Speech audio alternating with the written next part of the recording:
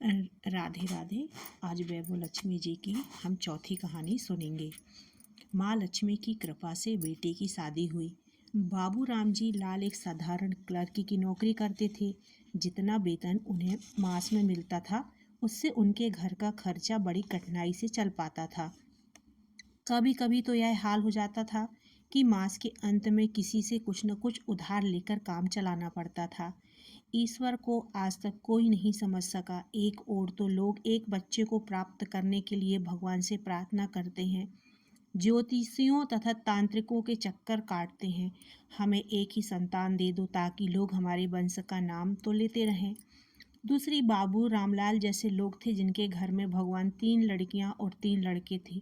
2 लड़कियों की शादी तो उन्होंने अवकाश प्राप्त होने के पहले ही करा दी थी। बस एक ही लड़की रह गई थी जिसकी शादी के लिए वह काफ़ी परेशान थी। सुबह से शाम तक उन्हें यही चिंता खाई जा रही थी कि मेरी बेटी का विवाह कैसे होगा। न जाने कैसा जमाना आ गया था।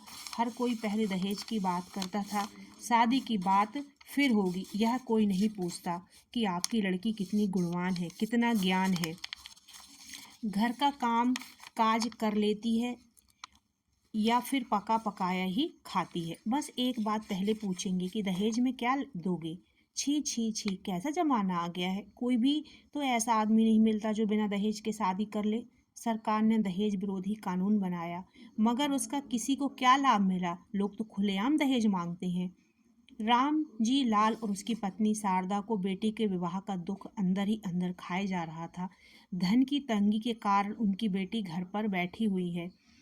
दूसरी ओर हम देहातों के लोग हैं जो जीवन के हर सुख से वंचित हैं। भगवान के घर में भी न्याय कहाँ। वे लोग ईमानदार और सीधे साधे थे, तभी तो रामलाल जी ऊपर की कमाई नहीं कर सके। ऊपर के पैसे को लेना उनके लिए बहुत बड़ा पाप था। आज उसी ईमानदारी का फल मिल रहा है कि उनकी लड़की से कोई इसलिए शादी नहीं करने को तैयार नहीं है क्योंकि वह एक गरीब बाबू की बेटी है।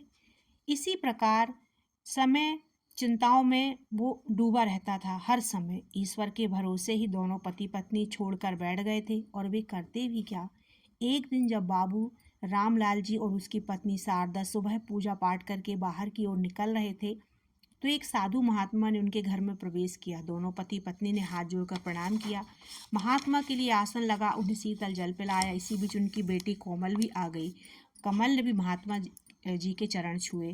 सुखी रहो बेटी, सदा आनंद भोगती रहो। माँ ने अपनी बेटी से कहा कि महात्मा जी के लिए भोजन तैयार करो। बेटी ने भोजन तैयार किया। महात्मा जी ने खूब आनंद से भोजन खाया और हाथ धोकर उनका धन्यवाद करते हुए बोले, आप लोग बहुत अच्छे हैं।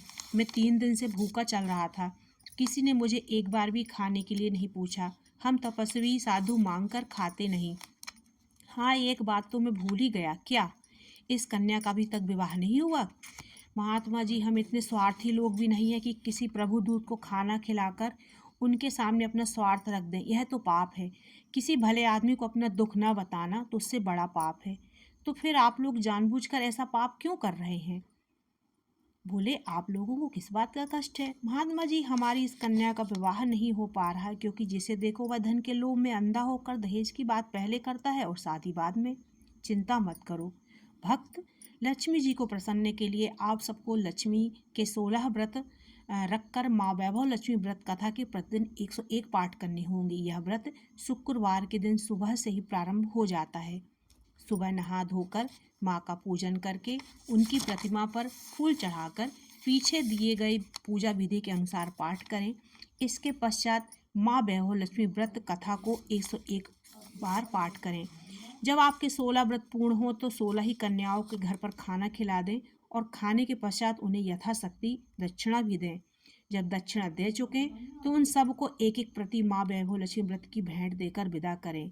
व्योम पद कृत धारा परा व्योम व्रतोद्भवा निर्मोया व्योम मध्यस्था पंच व्योम पदाश्रिता। माँ लक्ष्मी जी के आकाश के समान खिले हुए कमल वाली कमल स्वरूपा हैं।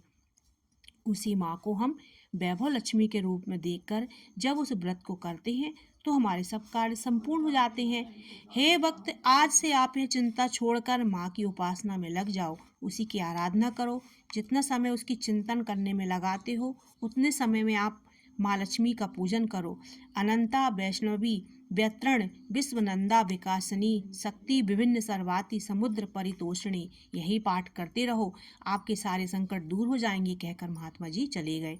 दूसरे दिन शुक्रवार था। उसी दिन पूरे घर के लोग माँ लक्ष्मी का व्रत रखकर पूजन किया।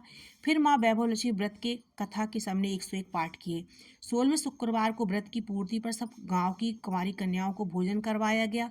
भोजन के पश्चात दक्षिणा के साथ साथ माँ वैभव लक्ष्मी व्रत की एक प्रति भी स्वरूप दे गई, भेंट स्वरूप दी गई।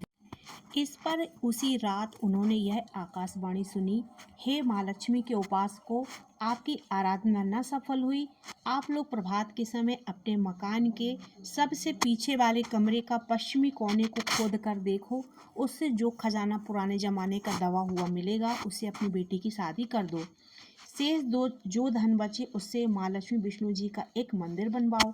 रामलाल ने माँ लक्ष्मी की कृपा से जो खजाना मिला उससे उसने अपनी बेटी कोमल का विवाह कर दिया, एक मंदिर बनवाया। स्वयं बड़े आनंद से अपना जीवन व्यतीत करके खूब आनंद लेने लगा था। जय माँ लक्ष्मी, जय लक्ष्मी माता। हे वैभव लक्ष्मी माता, जैसे आपने उसकी विपदा हरी, ऐसे ही सबकी विपदा हरना। राधे राधे।